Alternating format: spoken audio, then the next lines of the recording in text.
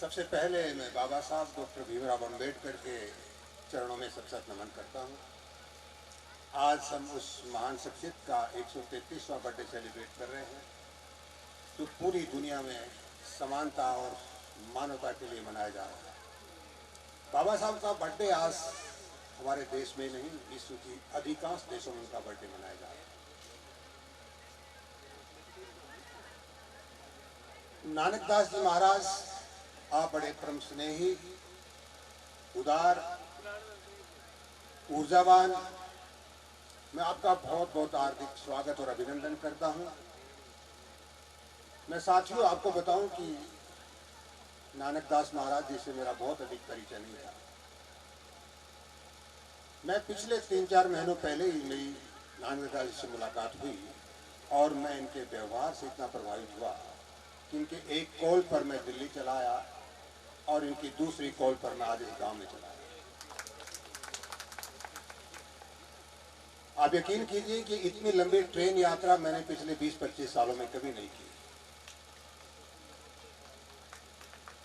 मैंने आसपास के इलाकों में देखा कि एयरपोर्ट कहाँ है, तो बहुत दूर एयरपोर्ट यहाँ से नजर आए और रेलवे स्टेशन भी यहाँ नजदीक नहीं थे कोई। कल जब दोपहर में आया तो मैंने VIP कोटे में ट्रेन टिकट के लिए अप्लाई किया, मेरी ट्रेन टिकट बनी नहीं।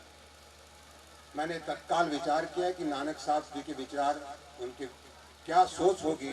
मैं तुरंत वहाँ के मेंबर ऑफ पार्लियामेंट के पास गया कि साहब मुझे नेक्स्ट ट्रेन में जाना है, किसी भी कंडीशन में मेरी टिकट बनाई आप।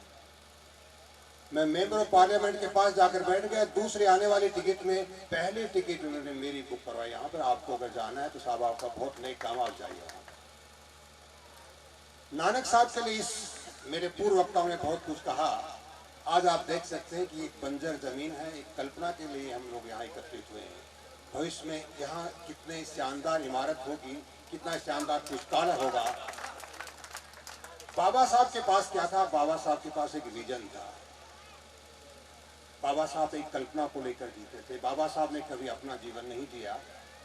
बाबा साहब सदैव आने वाले हजारों साल की आने वाली पीढ़ी को देख करके जीते थे।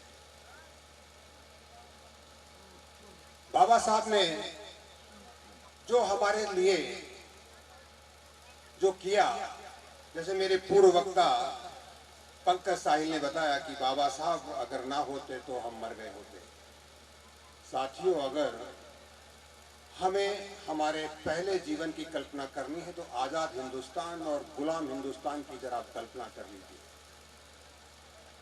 गुलाम हिंदुस्तान में रोड थे, सड़कें थी, जल था, तालाब था, सब कुछ था, लेकिन वहां हक नहीं थे, अधिकार नहीं थे, वहां आजादी नहीं थी। अगर आजादी नहीं है तो हमारे जीने का कोई अर्थ नहीं है। हम खेल नहीं सकते, हम पढ़ नहीं सकते, हम शिक्षित नहीं हो सकते, हमें संपत्ति का अधिकार नहीं, हमें वोट का अधिकार नहीं, तो हम एक जानवर की भांति जीते थे। बाबा साहब ने हमें संविधान में हमारे अधिकारों को संरक्षित कर हमें मानवीय जीवन प्रदान किया और आज हम बाबा साहब का ही दिया हुआ जीवन जी रहे हैं। तो आज आप ये समझिए कि आज हमारी होली है, आज हमारी दिवाली है, आज हमारी ईद है, आज हमारे ईसा मसीह का जन्मदिन है, आज हमारे मसीहा का जन्मदिन है। अगर बाबा साहब ना होते तो आज हम यहाँ ना होते, आज ना मैं यहाँ बोल रहा होता, ना आप वहां बैठ करके सुन रहे होते।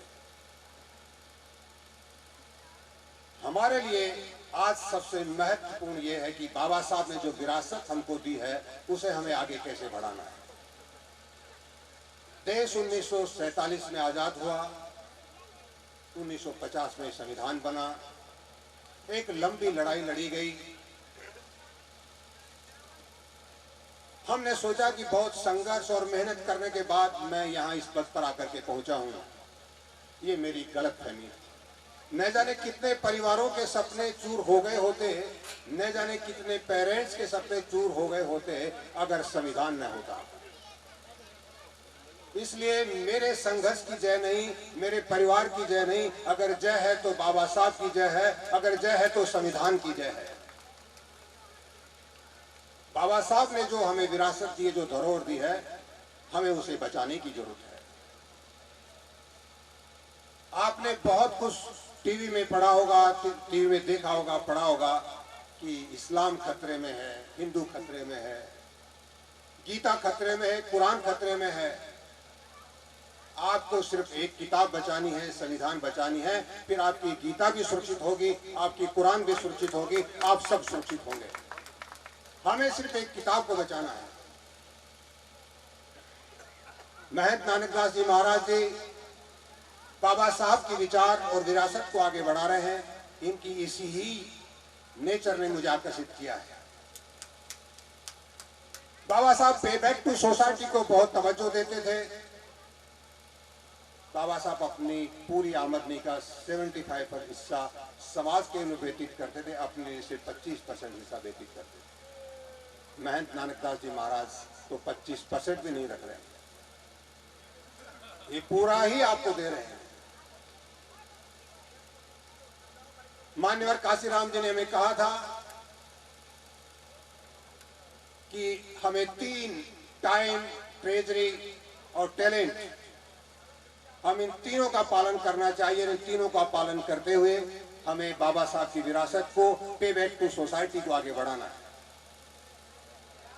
आपके पास समय है, माना कि आपके पास धन नहीं है, माना कि आपके पास बहुत अधिक बुद्धि नहीं है, तो आप अगर बाबा साहब की विरासत को, आने वाली पीढ़ी को, हमारे हितों को, हमारे अधिकारों को, हमारे हुकों को आगे बढ़ाना चाहते हैं, तो आप यहाँ अपना समय दीजिए, आइए, बैठिए और ध्यान से सुनिए।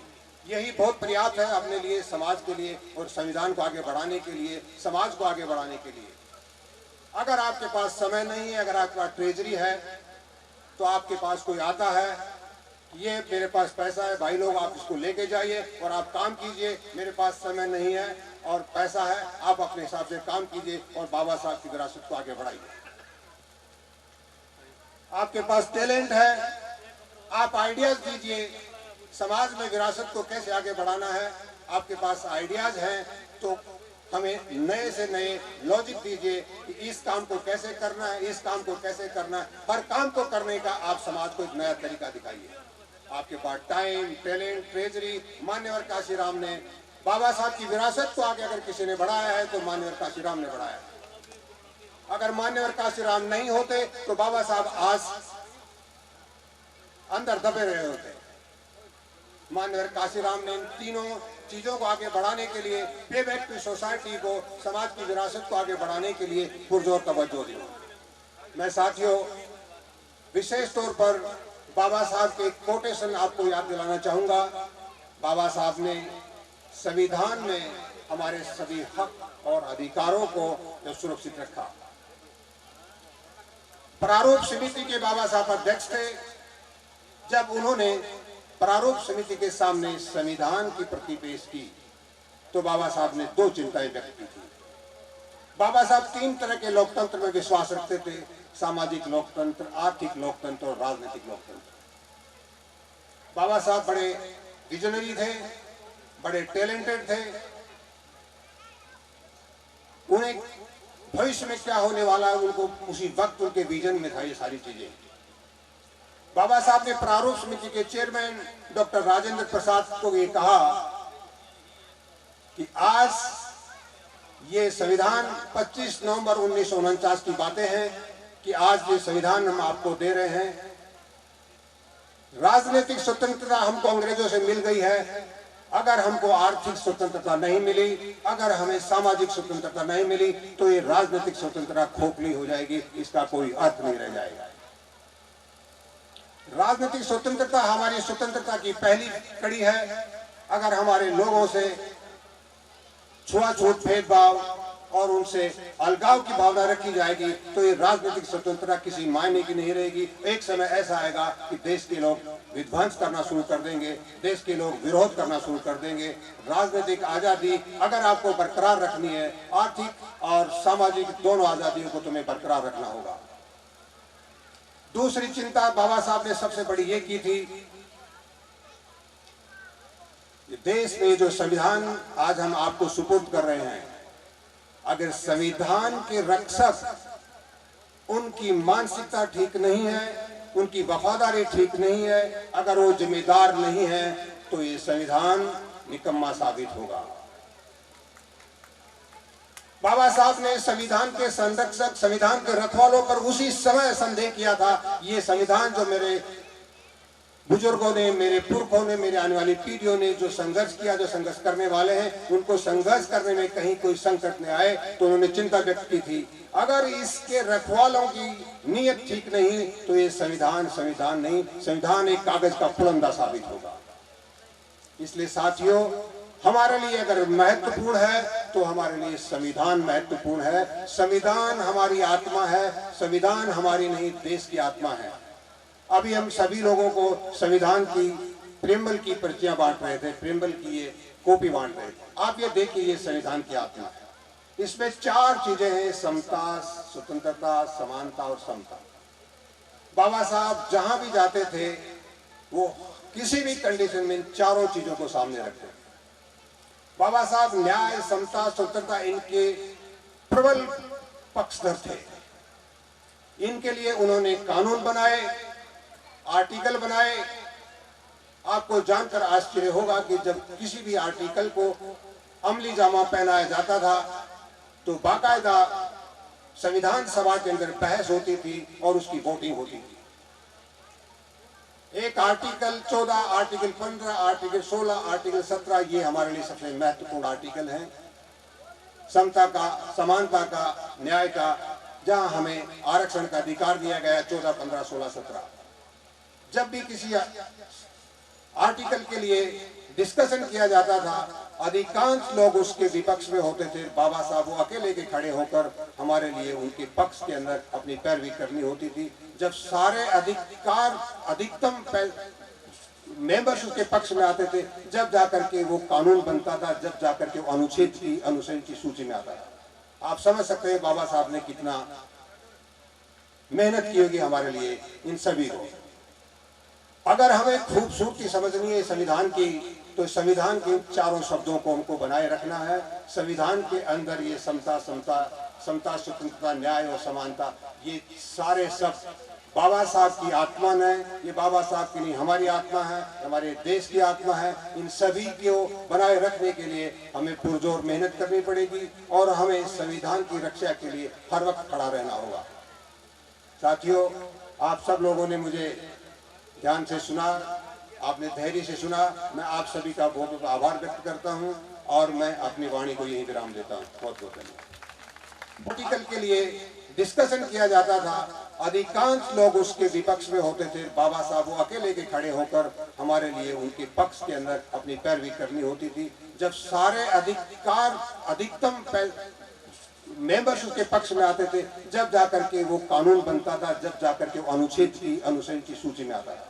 आप समझ सकते हैं बाबा साहब ने कितना मेहनत की होगी हमारे लिए, इन सभी को।